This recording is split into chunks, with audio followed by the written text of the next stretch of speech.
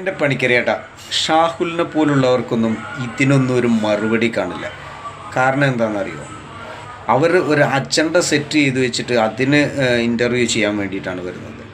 അതിന് ഇടയിൽ ഇങ്ങനത്തെ ചോദ്യങ്ങളൊന്നും ചോദിച്ചാൽ അവർക്ക് ഉത്തരം കാണില്ല, ഉത്തരം മുട്ടിപ്പോകും. ഈ വീഡിയോ ഒന്ന് കണ്ടു നോക്കിയേ. ശ്രീജിത്ത് പണിക്കർ പറയുന്നത്. ഞാൻ ചോദിച്ച ചോദ്യം, വി എസ് അച്യുതാനന്ദൻ അഞ്ചാമത്തെ തവണയെ പറ്റിയാ ചോദിക്കുന്നത്. ഷാഹുൽ ഉത്തരവില്ലാതെ അവിടെ കിടന്ന് മറിയുകയാണ്. ഞാൻ ആ ചോദ്യം പൂർത്തിയാക്കി അങ്ങോട്ട് ഇനി ആറാമത്തെ തവണ ഞാൻ ചോദിക്കുന്നു. വീണ്ടും ഏഴാമത്തെ തവണ ഞാൻ ചോദിക്കുന്നു. വി എസ് അച്യുതാനന്ദൻ എന്ന BJP കാരനല്ലാത്ത BJP വിരുദ്ധനായിട്ടുള്ള ആള് കേരളത്തിനെ ഇസ്ലാമികവൽക്കരിക്കാൻ PFIക്ക് അജണ്ടയുണ്ട് എന്ന് പറഞ്ഞു 30 വർഷത്തിനകം എന്ന് പറഞ്ഞു.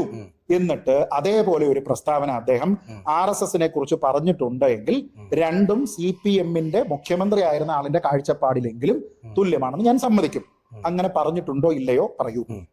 ഞാൻ പറഞ്ഞോട്ടെ, ഇനി പറയാൻ കുഴപ്പമില്ല. ക്വസ്റ്റ്യൻ ആണോ എസ് ആണോ? അല്ല, യെസ് ഓർ നോ ഒന്നും വേണ്ട. ഞാൻ പറയൂല അല്ലേ? അല്ല, യെസ് ഓർ നോ എന്താ പറഞ്ഞിട്ടില്ലായിരിക്കാം. RSSനെ അങ്ങനെ സ്പെഷ്യലൈസ് ആയിട്ട് പറയേണ്ട ആവശ്യമില്ല. ഓൾറെഡി പറഞ്ഞിട്ടുണ്ടല്ലോ, ആഭ്യന്തര ശത്രുക്കളായിട്ടുള്ളവരെയാണ്, അല്ലാതെ രാജ്യത്തിന് വേണ്ടി യുദ്ധം ചെയ്യാനല്ല നമ്മൾ നടക്കേണ്ടത്. പ്രസ്ഥാനത്തെ കുറിച്ച് ഉത്തരവില്ല. അല്ല, ഉത്തരവല്ല അത്.